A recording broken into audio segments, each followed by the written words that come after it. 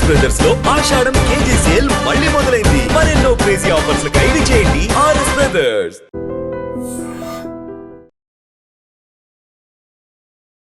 Hello guys, welcome back to iDream media. ప్రపంచం చాలా ముందుకెళ్తుంది, కానీ బంధాలు, బంధుత్వాలు, విలువలు ఇవన్నీ మాత్రం చాలా వెనక్కి వెళ్ళిపోతున్నాయి. ముఖ్యంగా ఇండియాలో, అందులోనూ సౌత్ ఇండియాలో. అయితే రీల్స్ చేసుకునే ఒక అమ్మాయి వలలో పడి ఒక డాక్టర్ తన డాక్టర్ అయిన భార్యని కంప్లీట్గా దూరం పెట్టేశాడు. దానికి కారణంగా ఆ డాక్టర్, లేడీ డాక్టర్ ఎవరైతే ఉన్నారో భార్య, ఆవిడ ఆత్మహత్య చేసుకొని చనిపోయింది. ఈ స్టోరీ వినడానికి ఎంత విడ్డూరంగా అనిపిస్తుంది.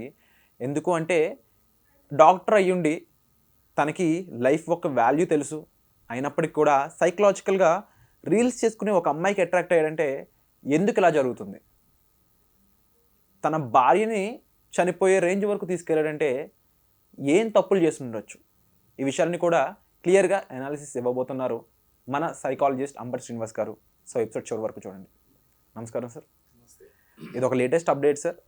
ఏంటి అంటే హైదరాబాద్లో రీల్స్ చేసే ఒక అమ్మాయి వాళ్ళలో పడి ఒక డాక్టర్ ఆయన తన భార్యని కంప్లీట్గా దూరం పెట్టడం, ఆమెను కాస్త ఇబ్బంది పెట్టడం, దాని కారణంగా తీవ్రమైన ఒత్తిడిలోకి వెళ్ళి ఆ లేడీ డాక్టర్ ఆత్మహత్య చేసుకోవడం జరిగింది, పురుగుల మందు తాగి. ఇది వినడానికి కూడా మనం ఎంత వెనకబడిపోయి ఉన్నాము, ఎంత సిల్లీగా అయిపోతున్నాము, లైఫ్ మీద ఎలాంటి వాల్యూ లేకుండా అయిపోతున్నాము, మోసం చేయడమే ఉత్తమ లక్ష్యంగా ముందుకెళ్తున్నాం అనిపిస్తూ ఉంది నాకు. ఇలాంటి సైకాలజీ ఎందుకు వస్తుంది అంటారు? ఫస్ట్ ఆఫ్ ఆల్ ఒకటి ఏంటండి, మెడికల్ కోర్సులో సైకాలజీ ఒక సబ్జెక్ట్. కాకపోతే నేను కొందరు డాక్టర్స్తో మాట్లాడాను కూడా. వాళ్ళు ఏమంటారంటే ఆ psychology is to understand patient psychology అన్నారు. ఆ సైకాలజీ ఇంకోరికి పనికొచ్చేదైనా మనకు కూడా పనికొస్తుంది. అట్లాంటి వాళ్ళు ఈ మధ్య కాలంలో డాక్టర్స్ కూడా కొద్ది ప్రెషర్కి లోన్ అవుతున్నారు. నంబర్ 1 కావచ్చు work pressure and job satisfaction లేకపోవడాలు, జాబ్ ప్రెషర్లు ఉండొచ్చు. ఇవన్నీ ఉండడంతో ఫ్యామిలీ కానీ బంధాలు, మీరు అన్న మంచి వర్డ్ వాడరు, బంధాలు అనే వాటికి మీనింగ్ పోయింది. ఇప్పుడు ఎక్కడో అబద్ధంలో బతుకుతున్నాం. అబద్ధమే నిజమైంది. ఇన్స్టాగ్రామ్లో కొన్ని వీడియోస్ చూస్తే అది ఒరిజినల్ లాగే ఉంది, 3 సార్లు చూస్తే కూడా అర్థం కావట్లే. అంటే అబద్ధం నిజమైపోతుంది. చాలా దారుణమైన పరిస్థితి. అదొకటైతే ఇద్దరు డాక్టర్సు సొసైటీలో, ఈ డాక్టర్స్ కూడా కొద్దిగా బ్యాలెన్స్డ్ ఉంటారండి. దే ట్రైన్డ్, అంటే రోజు రకరకాల వాళ్ళని కలుస్తుంటారు. వాళ్ళు బ్యాలెన్స్ ఉండాల్సిన వాళ్ళు. 3వ పర్సన్ వచ్చారు. సో ఒక పాయింట్ చూడొచ్చు ఇక్కడ. 3వ వచ్చిర్రంటే జనరల్గా ఒక డాక్టర్ ఇంకో డాక్టర్ని పెళ్లి చేసుకోవాలనుకుంటాడు. ఎందుకు అంటే మీరు చెప్పగలరా? తనకున్న బిజీ లైఫ్ని అర్థం చేసుకుంటారని. వేరే వాళ్ళు అర్థం చేసుకోరు. ఎందుకు డాక్టర్కి నైట్ షిఫ్ట్ ఉంటుంది, డే షిఫ్ట్ ఉంటుంది, కొన్నిసార్లు అక్కడ వెళ్ళాలి, ఇక్కడ వెళ్ళి అక్కడే పడుకుంటాడు. ఇవన్నీ జరుగుతాయి కాబట్టి only A doctor can understand అని జనరల్గా డాక్టర్సే అంటారు. అన్నప్పుడు ఇద్దరు అర్థం చేసుకోవాలి. కానీ ఈ మధ్యన వీళ్ళే కాదు, ఎవరికి అర్థం చేసుకునే తీరిక లేదు. గూగుల్లో కూడా చెక్ చేస్తే what is the matter that people are checking అంటే how to commit suicide, how to kill other person. ఇది 90% సెర్చ్ చేస్తున్నారంట. 90% మంది ఆన్లైన్లో సెర్చ్ చేసి ఇలాంటి విషయం. ఇది ఐటీ ప్రొఫెషనలే చెప్పాడు. నీ పని ఏంటి అంటే, ఆ పిల్లోడు ఏమన్నాడంటే సెర్చ్ ఇంజిన్లో ఎవరెవరు ఏం వెతుకుతున్నారని చూస్తే 90% హౌ టు కిల్ సెల్ఫ్. అంటే ఇంత డిస్టర్బ్ అయిపోతే నేను అన్నాను, మరి ఆ డేటా అట్లెందుకు పెడుతున్నారు మీరు? అంటే లక్షల రూపాయలు సంపాదిస్తూ ఉన్నారు. ఈ ఒకప్పుడు కంటే కూడా చాలా లైఫ్ స్టాండర్డ్స్ చాలా పెరిగిపోయి ఉన్నాయి. అన్నీ ఉండి కడుపు నిండిన వాళ్ళు ఇలాంటి పనులు ఎక్కువ చేస్తూ ఉంటున్నారు. ఇంకో లేటెస్ట్ న్యూస్, ఈరోజు నార్కటిక్స్ టీమ్ అరెస్ట్ చేసిన దాంట్లో అందరు ఐటీ ప్రొఫెషనల్స్, ఫ్యామిలీస్, పిల్లోని కూడా తీసుకొచ్చినట్ట. ఫాదర్ అడిక్ట్ అయిపోయి ఐటీ ప్రొఫెషనల్ భార్య పిల్లలతో వచ్చి అది కొనుక్కోవడానికి వచ్చారంట డ్రగ్స్. నార్కటిక్స్ వాళ్ళు షాక్. ఫ్యామిలీస్ వస్తున్నాయి. అంటే వాళ్లకు అది ఏమంటారు, అడిక్షన్ ఇచ్చేసారు. ఎవరు చేసారో తెలియదు కానీ మొత్తం వాళ్ళందరూ అరెస్ట్ అయిపోయారు కూడా. అయితే బ్యాలెన్స్ తప్పిపోతున్నారండి అందరూ. ఐటీ కానివ్వండి, ఎవరైనా కానీ. మనము జనరల్గా 5 డే వర్క్ అంటారండి ఐటీలో, అదర్ 2 days ఫర్ రిలాక్సేషన్. కానీ ఏ కంపెనీలో లేదు అది. మన హాలిడేస్ కూడా ఉన్నాయి, హాలిడేస్ లాగా లేవు. సండే హాలిడే అంటే మనం ఇంకా జర్మన్లో ఎవరికి ఫోన్ చేయొద్దు, ముందు మెసేజ్ పెట్టాలి. నంబర్ 1, ఇంటికి వెళ్ళే ముందు పర్మిషన్ తీసుకొని వెళ్ళాలి. మనకు అట్లా లేదు. ఎప్పుడన్నా ఎవరైనా ఫోన్ చేస్తుంటారు, నిద్ర లేదు, రాత్రి లేదు, పండగ లేదు. So everyone is disturbed. అందులో మనం వీళ్ళది కొద్దిగా బాధాకరం, డాక్టర్స్ కదా, మనందరికన్నా కొద్దిగా ఎక్కువ తెలిసిన వాళ్ళు. Yes sir no, human psychology కానీ they are treated like god. వాళ్ళు కొద్దిగా బ్యాలెన్స్ ఉండాలి. మరి అది పర్సనల్ మ్యాటర్ ఏముందో, ఇద్దరు ఉద్యోగాలు దూరం ఉండడంతో ఏదో ఉండొచ్చు, ఆ వర్క్ ప్రెషరు, ఇంకా కొన్ని చూస్తే అసలు చాలా పేమెంట్స్ కూడా తక్కువ ఉన్నాయి డాక్టర్స్కి. అదొక పెద్ద సబ్జెక్ట్. అది ఐ వాజ్ షాక్డ్. పేరుకు మాత్రమే డాక్టర్, చాలా దారుణమైన పరిస్థితులు ఫినాన్షియల్వి. అక్కడ ఎంబీబీఎస్, ఎండి, ఎంఎస్, ఎంసీహెచ్ అని రాసున్నాయి, కానీ చాలా ఉంది. వాళ్ళు బయటకు చెప్పారు, వాళ్ళు క్వైట్గా ఉంటారు జనరల్గా. మనలాంటి వాళ్ళు అన్నీ చెప్పేస్తాం, జీతం సరిపోలేదు, ఇది సరిపోలేదు, డబ్బు సరిపోలేదు, ఫ్రస్ట్రేషన్ అని. ఎక్కడ చెప్పుకోవాలో తెలియలేని పరిస్థితులలో మరి ఈ రీల్స్ అమ్మాయి కనబడి మాట్లాడుకున్నారేమో, మరి మాట్లాడుకోవడం, కాంటాక్ట్ కావడం ఇవన్నీ జరిగి ఉండొచ్చు.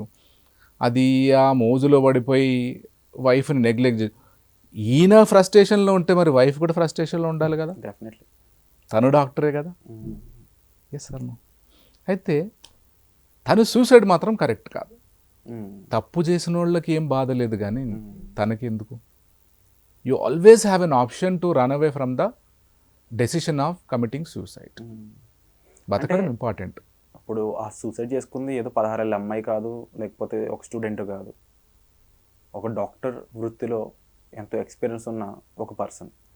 చాలామందికి ఒక ఇన్స్పిరేషన్ అని చెప్పొచ్చు. ఎస్. అంటే మీరు చెప్పినట్లు సైకాలజీ ఒక సబ్జెక్ట్ అయ్యుండి కూడా వాళ్ళు అదంతా పక్కన పెట్టి ఆ పెయిన్ని తీసుకోలేకపోయారంటే ఆ అమ్మాయి ఎలాంటి సిచ్యువేషన్ ఉండి ఉంటుంది? ఎందుకు ఇలా చేసి ఉంటుంది? ఏ కారణం తను ఈ ఒత్తిడికి గురి చేస్తుంటాయి? ఏ కారణాలు తను చావు వైపు నడిపించాయంటారు? ఏదైనా కూడా చదువుకున్న వాళ్ళు అంటే కొద్దిగా ఎక్కువ ఆలోచించగలిగిన వాళ్ళు, సాధ్యమైనంత వరకు చదువుకున్న వాళ్ళు సొల్యూషన్ వాళ్ళే తీసుకుంటారు. అది ఎవరైనా కానీ, ఎనీ ప్రొఫెషనల్. మీకు చేత కాలేదు అంటే there are so many options, there are so many counselling centres, persons ఉన్నారు, సైకాలజిస్ట్ ఉంటారు, సైకియాట్రిస్టులు ఉంటారు, చాలా సర్వీస్ ఎన్జిఓస్ ఉన్నాయి. పేపర్లో రోజు చూస్తాం, భరోసా అని ఒకటి ఉంటుంది, చాలా ఉన్నాయి. ఇట్లా అప్రోచ్ కావాలి. మన దగ్గర అప్రోచ్ కారండి. ఇప్పుడు మీరు సైకాలజిస్ట్ని, సైకియాట్రిస్ట్ని కలిసారంటే మిమ్మల్ని సొసైటీ ఏదో రకంగా చూస్తుంది అనే ఇదే ఉంటుంది. ఓకే, సో అప్రోచ్ కావాలి. ఇది ఎవరైనా కానీ, మనం ఎవరైనా కానీ కొన్నిసార్లు మనకు సొల్యూషన్ వస్తే వచ్చింది, లేకపోతే ఇమీడియట్గా. అందుకే సైకాలజీలో ఒక మాట అంటారు, if you don't find a solution for a problem with in first 20 minutes, okay, take the help of someone అంటాడు. ఈ 20 minutesలో నువ్వు దానికి ఎట్లాంటిదైనా రావచ్చు, మీకు ఈ సూసైడ్ అటెంప్టే రావచ్చు, ఐడియానే రావచ్చు, కానీ నా వల్ల కావట్లేదు ఇంకా చావే అన్నప్పుడు ఇంకొకరితో మాట్లాడాలి. చావు అని సొల్యూషన్ కాదు. ప్రపంచంలో చాలామంది సున్నాయి బయటకు వచ్చిన వాళ్ళు ఉన్నారండి. ఆస్తులు పోయి అన్నీ పోయేసి మళ్ళీ వచ్చిన వాళ్ళు ఉన్నారు చాలా. అందుకే చదవాలి, ప్రపంచాన్ని తెలుసుకోవాలి, బయట ప్రపంచం ఏం జరుగుతుంది. Yes or no? True, definitely. చెప్పుకోరు అందరూ, చాలా ఉంటాయి. ఈ ఎపిసోడ్లో ముఖ్యంగా నేను జనాలకి ఐటమ్ ద్వారా తెలియజేయాల్సింది ఏమనుకున్నానంటే, మోర్ దెన్ అందరికీ కంటే కూడా ఈ సూసైడ్ కమిట్ అవ్వాలనే ఆలోచనలు చాలామంది ఉంటూ ఉంటారు. బహుశా ఈ వీడియో వాళ్ళ వరకు రీచ్ అవ్వాలని, ఆ రీచ్ అవుతున్న వాళ్ళకి ఒక్క మాట మీరు చెప్తే ఆ మాట ద్వారా వాళ్ళు ఈ సూసైడ్ని పక్కన పెడతారు అనేటట్టు అయితే ఆ మాట ఏంటి? ఆ ధైర్యం ఏంటి? ఎస్, చెప్తాను. మనల్ని విమర్శించే వాళ్ళ లిస్ట్ మాత్రం చాంతాడంత ఉంటుంది. అవును. మన ప్రతి ఒక్కరికి నేను ఎప్పుడు ఎక్కడైనా కూడా ప్రతి ఒక్కరికి 20 మంది అన్కండిషనల్ అడ్మైరర్స్ ఉంటారు. మీకు తెలీదు, మీకు కూడా 20 మంది ఉంటారు. విరాట్కి 20 మంది, వాళ్ళు చెప్పలేవి విరాట్ నేను లైక్ చేస్తా అని చెప్పలే వాళ్ళు. ఆ చిన్న పిల్లలను మొదలు పెడితే ఫ్యామిలీ వాళ్ళు, ఫ్రెండ్స్, రిలేటివ్స్, మీ టీచర్స్, స్టూడియోలో కొంతమంది ఉంటారు, వాళ్ళు చెప్పలే. ఏదైనా జరిగినప్పుడు మాత్రం అంటారు అయ్యో ఐ లైక్ హిమ్ అని. సో అట్లాంటి వాళ్ళని గమనించి లిస్ట్ పెట్టుకోవాలి first. Who are my unconditional admirers? చిన్న పిల్లల ఫ్యాన్స్ ఉంటారు, వాళ్ళతో ఉన్నారనుకోండి, వాళ్ళని గుర్తు చేసుకున్నారనుకోండి, ఓకే నేను ఇదే ఒక టెక్నిక్ వాడుతాను. నేను గుర్తు చేసుకుంటే you will never think of any wrong decision. 20 మంది మిమ్మల్ని అన్కండిషనల్గా లవ్ చేస్తూ ఉన్నారు, అన్కండిషనల్, ఏది అడగరు మిమ్మల్ని, జస్ట్ మీకు ఆవద ఉంటే వస్తా అంటారు వాళ్ళు. Yes sir no? రాని వాళ్ళనే గుర్తుపెట్టుకుంటున్నా, నాకు ఎవరు లేరు అంటారు. రాంగ్ ఇది. అందుకే నేను ఏమంటా అంటే జనరల్గా మనకి ఎవరన్నా నచ్చితే, మంచిగా అనిపిస్తే ఇమీడియట్గా చెప్పేయాలండి వాళ్ళకి. ఓహో నన్ను కూడా లైక్ చేసేవాళ్ళు ఉన్నారా అని ఉన్నప్పుడు ఎప్పుడు ఇబ్బంది కలిగిన వాళ్ళు కాంటాక్ట్ చేస్తారు కదా, మీకు మూడు బాగాలేకపోతే. డెఫినెట్లీ. మూడు బాగాలేదండి, ఏమో అనిపిస్తుంది అంటే వచ్చేసేయండి అంటారు. నాకు కూడా ఉన్నారట కొంతమంది. కొద్దిగా మెసేజ్ పెడితే ఈజ్ ఎవ్రీథింగ్ ఆల్ రైట్ అంటారు. ప్రతి ఒక్కరి లైఫ్లో అలా ఉండాలి. పెట్టుకోవాలి లిస్ట్, మనమే పెట్టుకోవాలి. మనం చెప్పాల్సింది వ్యూవర్స్కి ఇదే, 20 మంది కంపల్సరీ ఉంటారు, ఇంకెక్కువ కూడా ఉండొచ్చు.